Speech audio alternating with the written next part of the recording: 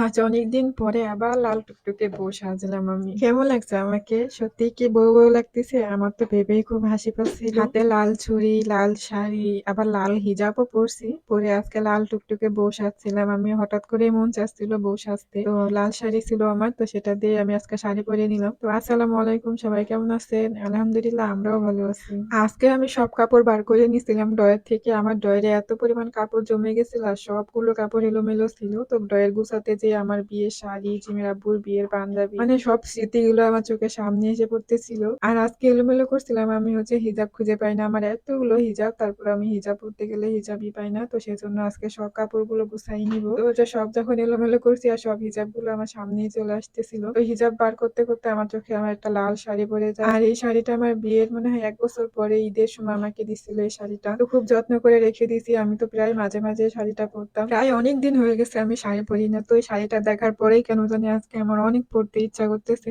আগে আমি প্রতি শুক্রবারে করে শাড়ি পরতাম, প্রতি শুক্রবারেই পরতাম আমি। তো আজকে শাড়িটা দেখে আমার পরতে মন চাচ্ছে। আর একটা জিনিস আমার চোখে পড়ে যায়, সেটা হচ্ছে জিমের আব্বু আমাকে রেখে প্রথমবার জাফলং গেছিল। তো সেই জায়গা থেকে আমার জন্য একটা, এটা জানি কি বলে এটার নাম, আমার আসলে মনে নাই। তো এই কাপড়টা আনছিল আমার জন্য। আর এই কাপড় পরে আমি কোথায় যাব বলেন? এইসব কাপড় তো ওই জায়গায় পরে। তো আমি তো ওই জায়গা কখনো পরিনি আর পরে কখনো বাইরেও হইনি। জানি না ওর কি মনে হয়েছিল যে ও মনে করে এই কাপড়টাই আনছিল। এর বদলে যদি একটা শাড়ি আনতো, শাড়িটাও কিন্তু পরা যেত যে কোনো জায়গা। কিন্তু এগুলা পরে কি কোথাও যাওয়া যায়? তার এর সাথে কিন্তু একটা ছোট স্কার্টও ছিল। তো স্কার্টটা একবারে এক পাশ থেকে ফাঁকা থাকে। অনেকেই তো জানে এটা কিভাবে পরে।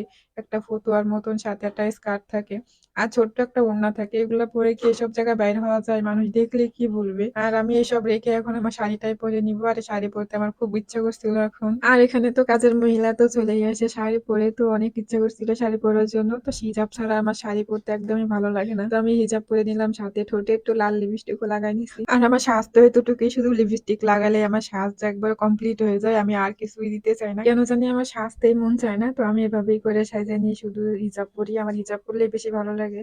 তো শাড়ির সাথে হিজাব না পরলে আমার একদমই ভালো লাগে না। তো শুধু একটু শাড়ি পরছি, তাই একটু হিজাবও পরে নিলাম। তো এই যে আমার ফাইনালি আমার মনের ইচ্ছাটা পূরণ করে নিলাম। অনেক দিন পরে শাড়ি পরছি, আমার কেমন লাগতেছে? তো লাল টুকটুকে বউ লাগতেছে না? তো যাই হোক, আমি শাড়ি পরে নিয়েছি। একটু ইচ্ছা করছিল নিজেকে একটু সুন্দর করে দেখার জন্য। তো এভাবে কিন্তু মাঝে মাঝে শাড়ি পরলে অনেক বেশি ভালো লাগে, মনটাও অনেক বেশি ফ্রেশ লাগে। তো সব শাড়ি যেহেতু পরছি, একটু চুড়ি না পরলে কি হয়? তো তারপরে একটা শাড়ির সাথে ম্যাচিং করে লাল টুকটুকে একটা চুড়ি নিয়ে আসলাম। তো চুড়িটা আমি হাতে পরে নিলাম। তো অনেকদিন পরে আমি শাড়ি চুড়ি পরতেছি, আমার কাছে কিন্তু অনেক বেশি ভালো লাগতেছিল। আর আমি যেহেতু শাড়ি পরছি, তো একটু মাথায় কাপড় দিব না কেমন হয় বলেন? তো একটু বউ তো সাজছি, মাথায় তো কাপড় দিতেই হবে। তো একটু আঁচল উঠাই দিয়েছিলাম মাথায়।